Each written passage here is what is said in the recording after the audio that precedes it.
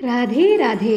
आज हम गंगा दशहरा की व्रत कथा श्रवण करेंगे। तो चलिए शुरू करते हैं। एक बार महाराज सगर ने व्यापक यज्ञ किया।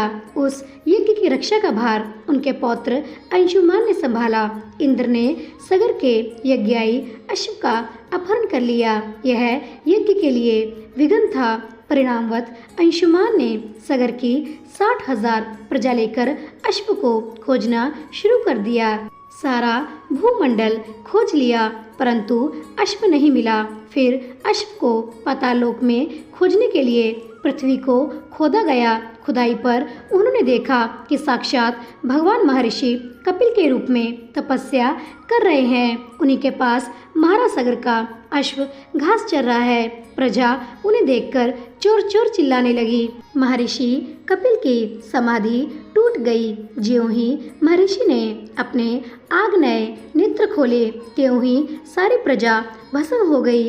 इन मृत लोगों के उद्धार के लिए ही महाराज दिलीप के पुत्र भगीरथ ने कठोर तप किया था।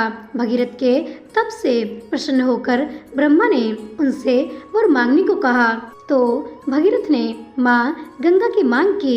इस पर ब्रह्मा जी ने कहा, राजन, तुम माँ गंगा का पृथ्वी पर अवतरण तो चाहते हो, परंतु क्या तुमने पृथ्वी से पूछा है कि वह माँ गंगा के भार तथा वेग को संभाल पाएगी? मेरा विचार है कि माँ गंगा के वेग को संभालने की शक्ति केवल भगवान शंकर में है।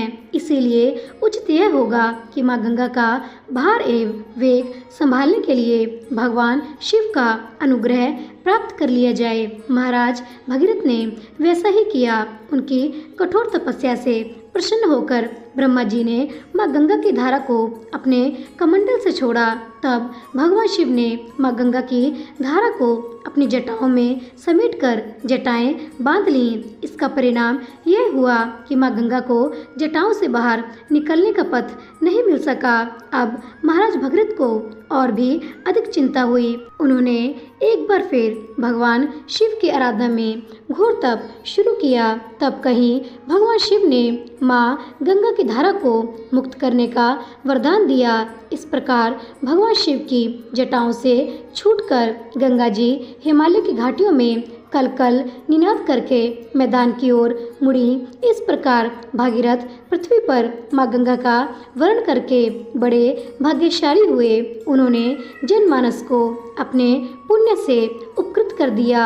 युगों युगों तक बहने वाली माँ गंगा की धारा महाराज भगीरथ की कष्टमयी साधना की गाथा कहती है। माँ गंगा प्राणी मात्र को जीवन दान ही नहीं देती, मुक्ति भी देती हैं। इसी कारण भारत तथा विदेशों तक में माँ गंगा की महिमा गाई जाती है। और इसी प्रकार हमारी आज की गंगा दशहरा की व्रत कथा यहीं पर संपन्न होती है। प्रेम से बोलिए हर हर गंगे। दोस्तों, ऐसे ही ज्ञानवर्धक कहानियों के लिए कृपया जाने से पहले चैनल को सब्सक्राइब करना, लाइक करना और शेयर करना मत भूलिएगा। मिलते हैं अगली कहानी के साथ। तब तक के लिए राधे राधे।